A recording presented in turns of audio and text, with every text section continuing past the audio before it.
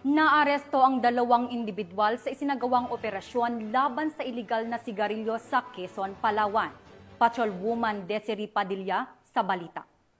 Dalawang individual ang naaresto ng mga otoridad sa kinasang matagumpay na operasyon laban sa iligal na sigarilyo sa Barangay Alfonso 13, bayan ng Quezon, Palawan noong ika-23 ng Agosto taong kasalukuyan.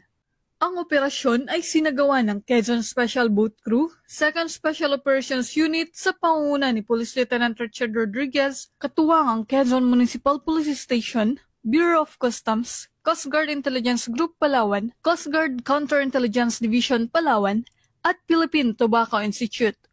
Kinasang search warrant sa may-ari ng tindahan na kung saan nadakip ang mga suspect na sina alias Omar at Payman sa nasabing operasyon. Sinampa na laban sa kanila ang kasong paglabag sa Republic Act No. 10643 o The Graphic Health Warnings Law matapos na makumpiska ang mga sigarilyong walang kaukulang babalang pangkalusugan. Naisailalim ang reklamo sa inquest proceedings noong ika-24 ng Agosto taong kasalukuyan.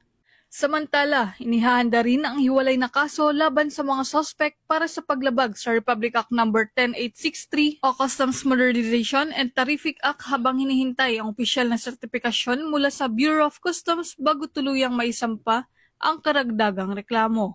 Binigyang diin ng mga otoridad na ang operasyon ay bahagi ng mas pinaigting na kampanya ng pamahalaan laban sa ilegal na produkto. Patunay ito ng mahigpit na pagtutulungan ng iba't ibang ahensya upang matiyak na ang mga sigarilyo at iba pang kalakal ay dumaan sa tamang proseso at hindi makapinsala sa kalusugan at kapakanan ng publiko. Mula dito sa Home of the Police Eco Warriors, Calapan City, Oriental Mindoro, ako ang iyong PNN correspondent, Patrolwoman Desiree Padilla, alagad ng batas, tagataguyod ng Balitang Pulis.